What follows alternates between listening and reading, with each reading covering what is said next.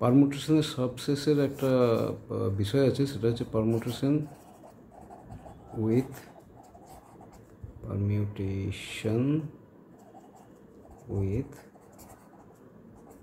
Repetition. ঠিক আছে, repeat করা, কোনো একটা জিনিস বারবার রিপিট হবে। N number of objects, n items, ঠিক আছে। তো আর অ্যাট এ টাইম আমি নেব এন অবজেক্টস, এন আইটেমস আর at a time with repetition। তাহলে what will be the permutation? What will be the permutation? তাহলে পারমুটেশন কি হবে না, পারমুটেশন হবে permutation will be permutation is equal to n to the power r। শুধু মনে রাখলে হবে n to the power r, n power r, ঠিক আছে, n power r। এটা হচ্ছে পারমুটেশন উইথ রিপিটেশন। আমরা একটা এক্সাম্পল করে নিই permutation with repetition.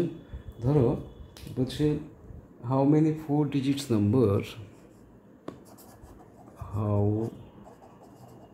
many 4-digit number with 1 2 3 4 5 6 can be formed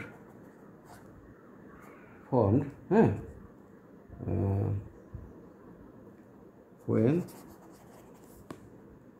repetition allowed,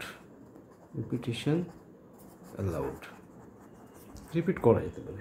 মানে 1 1 1 1 হতে পারে, 4 5 4 5 হতে পারে, দুটো দুবার দৌড় করে 6 6 6 হতে পারে, ঠিক আছে। যেমন 6 6 6 6 বা 2 4 4 4 এরকম টাইপের রিপিটেশন একবার হতে পারে, 1000বার হতে পারে, যতগুলো সম্ভব। তাহলে কি আছে আমাদের এখানে পড়বো n to the power r।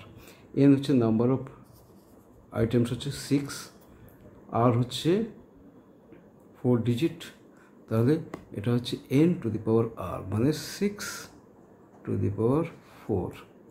Permutation হচ্ছে permutation is equal to 6 to the power 4 is equal to 6 6 36 into 36, 6 6 36 3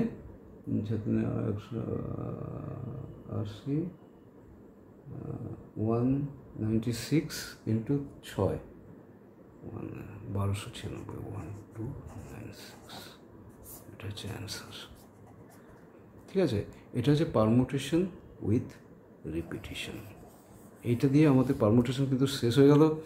বাকি এরপর কম্বিনেশন হবে, আমার অনেক সময় লেগে যাচ্ছে, তো তোমরা চিন্তা করবে না, এরকম করে ডেলি 5 মিনিট করে 10 মিনিট করে ভিডিওগুলো দেখবে আর জাস্ট সিম্পলি চিল করবে, চিল যে কীভাবে করা যায়। ওকে ওকে।